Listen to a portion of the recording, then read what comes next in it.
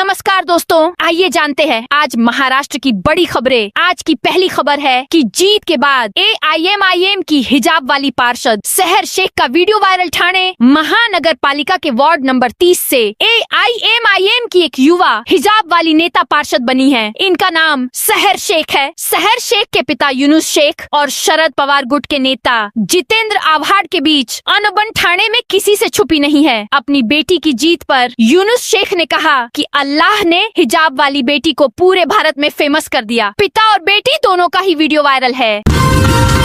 BJP नेता नवनीत राणा को फिर मिली जान से मारने की धमकी। महाराष्ट्र की पूर्व सांसद और बीजेपी नेता नवनीत राणा को एक बार फिर जान से मारने की धमकी मिलने का मामला सामने आया है। पुलिस के डायल 112 पर अज्ञात व्यक्ति द्वारा फोन कर नवनीत राणा को हत्या की धमकी दी गई। कॉल करने वाले ने कहा कि बाबा सिद्दीकी की तरह ही नवनीत राणा की भी हत्या कर दी जाएगी। यह धमकी ऐसे समय पर सामने आई है जब कुछ दिन पहले नवनीत राणा ने बच्चों को जन्म देने से जुड़े एक बयान के कारण सुर्खियां बटोरी थीं। कुर्ला में बीजेपी कार्यकर्ताओं पर जानलेवा हमला। मुंबई के कुर्ला पश्चिम इलाके से एक सनसनीखेज घटना सामने आई है, जहां स्थानीय फेरी वालों द्वारा भारतीय जनता पार्टी के कार्यकर्ताओं पर बेरहमी से हमला किया गया। इस हमले में बीजेपी के 3 कार्यकर्ता गंभीर रूप से घायल हो गए हैं, जिनमें एक की हालत नाजुक बताई जा रही है। घटना का वीडियो सोशल मीडिया पर वायरल होने के बाद इलाके में तनाव का माहौल है। घटना की जानकारी मिलते ही कुर्ला पुलिस ने तुरंत मामला दर्ज कर जाँच शुरू की। पुलिस ने इस मामले में दंगा और हत्या के प्रयास समेत गंभीर धाराओं के तहत 6 आरोपियों के खिलाफ केस दर्ज किया है। मुख्य आरोपी को गिरफ्तार कर लिया गया है, जबकि अन्य 5 आरोपियों की तलाश जारी है। डिप्टी सीएम एकनाथ शिंदे ने BMC के मेयर पद ठोका दावा। महाराष्ट्र के उप मुख्यमंत्री एकनाथ शिंदे ने सहयोगी बीजेपी के साथ कथित रस्साकशी के बीच सोमवार 19 जनवरी को कहा कि शिव सैनिकों के एक वर्ग का मानना है कि मुंबई में शिवसेना का महापौर होना बाल ठाकरे की जन्म शताब्दी के अवसर पर उनके प्रति सम्मान का प्रतीक होगा। शिंदे ने बृहन मुंबई महानगर पालिका चुनाव परिणाम आने के बाद नए राजनीतिक समीकरण की खबरों को खारिज करते हुए कहा कि मुंबई में महायुति का महापौर होगा। भिवंडी दंगे मामले में भाजपा विधायक महेश चौघुले के बेटे समेत सैकड़ों लोगों पर आरोप लगे हैं। भिवंडी नगर निगम चुनाव के नतीजों के बाद कोणार्क विकास अघाड़ी और भाजपा के बीच हुए विवाद के सिलसिले में भाजपा विधायक महेश चौघुले के बेटे, कोणार्क विकास अघाड़ी के प्रमुख और भिवंडी के पूर्व महापौर विलास पाटिल और सैकड़ों अन्य लोगों के खिलाफ निजामपुरा पुलिस स्टेशन में मामले दर्ज किए गए हैं। पुलिस ने इस मामले में 50 लोगों को गिरफ्तार किया है, लेकिन विधायक के बेटे मीत चौघुले और पूर्व महापौर विलास पाटिल को अभी तक गिरफ्तार नहीं किया गया है। पुलिस ने बताया कि मामले की जांच के लिए इसे अपराध जांच शाखा को सौंप दिया गया है। अब्बू आजमी ने सीएम फडणवीस को लिखा पत्र। समाजवादी पार्टी सपा के नेता अब्बू आजमी ने महाराष्ट्र के मुख्यमंत्री देवेंद्र फडणवीस को महाराष्ट्र राज्य हज कमेटी में मुख्य कार्यकारी अधिकारी की कथित अवैध नियुक्ति को लेकर पत्र लिखा है। अब्बू आजमी ने पत्र की कॉपी एक्स पर शेयर करते हुए लिखा, मेरी मुख्यमंत्री देवेंद्र फडणवीस से मांग है कि महाराष्ट्र राज्य हज कमेटी में मुख्य कार्यकारी अधिकारी की कथित अवैध नियुक्ति पर तुरंत संज्ञान लिया जाए। महानगर पालिका चुनाव के बाद ओवैसी की AIMIM ने तय किया अगला टारगेट महाराष्ट्र की राजनीति में। असदुद्दीन ओवैसी की पार्टी AIMIM लगातार अपनी मौजूदगी दर्ज करा रही है। हालिया नगर निकाय चुनावों में शहरी इलाकों से मिले समर्थन ने पार्टी नेतृत्व का आत्मविश्वास बढ़ाया है। ओवैसी का मानना है कि इन नतीजों ने यह साफ कर दिया है कि पार्टी सिर्फ सीमित भूमिका तक नहीं बल्कि बड़े राजनीतिक मंच पर भी खुद को मजबूत करने की क्षमता रखती है।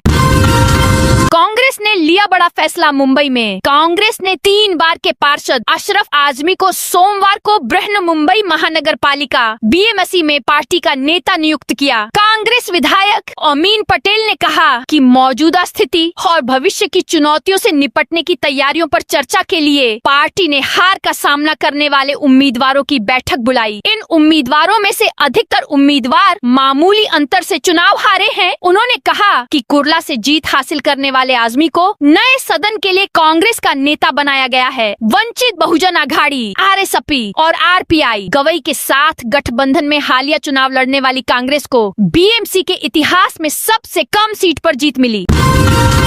शिंदे गुट के पार्षद कोंकण भवन नहीं जाएंगे। नगर विकास विभाग की ओर से कल शाम राजपत्र अधिसूचना जारी होने के बाद सियासी हलचल तेज हो गई है। इस अधिसूचना के बाद आज शिवसेना के नगर सेवकों की एंट्री और रिकॉर्ड प्रक्रिया को लेकर नई स्थिति बन गई है। सूत्रों के मुताबिक आज शिवसेना एकनाथ शिंदे गुट के नगर सेवक कोंकण भवन नहीं जाएंगे। माना जा रहा है कि पार्टी ने फिलहाल इस प्रक्रिया से दूरी बनाने का फैसला किया है। VBA चीफ प्रकाश आम्बेडकर का बड़ा बयान। BMC चुनाव में कांग्रेस ने प्रकाश आम्बेडकर की वंचित बहुजन अघाड़ी के साथ गठबंधन किया। BMC चुनाव में कांग्रेस को 24 सीटों पर जीत हासिल हुई। इस बीच प्रकाश आम्बेडकर ने कहा कि मुंबई में हमने बार बार कांग्रेस से कहा कि आप मुसलमानों के वोट को अपनी जागीर मत समझिए, ये वोट आपसे टूट रहा है, जा रहा है। चुनाव के बाद वही दिखाई दिया कि मुस्लिम वोट कांग्रेस से हट चुका। हिंदू तो पहले ही हट चुका था। जो कांग्रेस में चुनकर आए उनकी अपनी एक छवि थी और उसी पर वो जीत कर आए। उद्धव ठाकरे के लिए बड़ा झटका। कल्याण डोंबिवली नगर निगम में शिवसेना ठाकरे समूह के 4 पार्षदों से संपर्क नहीं हो पा रहा है। शिवसेना ठाकरे समूह के नव निर्वाचित पार्षद कोंकण मंडल कार्यालय पहुंचे हैं। हालांकि 11 में से 7 पार्षद वहां पहुंच चुके हैं और जानकारी मिल रही है कि 4 पार्षदों से संपर्क नहीं हो पा रहा है। इस बीच शिवसेना ठाकरे समूह के जिला प्रमुख शरद पाटिल ने बताया है कि इनमें से 2 पार्षद कुछ देर में आ जाएंगे। शिवसेना ठाकरे समूह के नेता और विधायक वरुण सरदेसाई भी वहां मौजूद हैं। मुंबई के मेयर का चुनाव कब होगा तारीख घोषित। मुंबई के मेयर कौन बनेगा, इस पर खूब चर्चा हो रही है। शिंदे सेना ने मेयर पद पर दावा किया है, वहीं भाजपा ने भी कड़ा संदेश दिया है। भाजपा ने अपने सहयोगी दल को यह पद देने के लिए विरोध शुरू कर दिया है। इस खींचतान के बीच मेयर पद के चयन को लेकर एक बड़ा अपडेट सामने आया है। मुख्यमंत्री फिलहाल दावोस दौरे पर हैं, वहीं दूसरी ओर खबरें आ रही हैं कि शिंदे सेना के नेता दिल्ली जाएंगे। मुख्यमंत्री के लौटने के बाद मेयर पद को लेकर एक बड़ी बैठक होगी। महापौर पद के चुनाव 31 जनवरी को होने की संभावना है।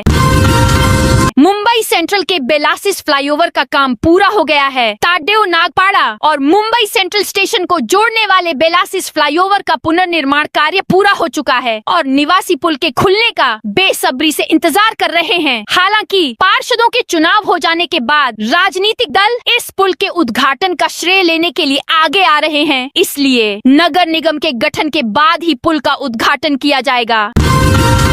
नासिक चुनाव मतगणना में संदेह मंगलवार को पराजित उम्मीदवार आशा खरात के समर्थकों ने जिला कलेक्टर कार्यालय के सामने एक भव्य जुलूस निकाला। उन्होंने आरोप लगाया कि नगर निगम के वार्ड 27 में मतगणना के दौरान चुनाव प्रणाली ने पारदर्शिता के सिद्धांतों का उल्लंघन किया और लोकतांत्रिक प्रक्रिया को गंभीर रूप से नुकसान पहुंचाया। प्रदर्शनकारियों ने आरोप लगाया कि चुनाव अधिकारियों ने भाजपा उम्मीदवार के प्रति पक्षपातपूर्ण रवैया अपनाया। उन्होंने मांग की कि इस वार्ड में अलग से मतगणना कराई जाए और संबंधित चुनाव अधिकारियों के खिलाफ कार्रवाई की जाए। तो दोस्तों, यह थी आज महाराष्ट्र की बड़ी खबरें। आप इस वीडियो को कौन से जिले से देख रहे हैं, उस जिले का नाम बताइए।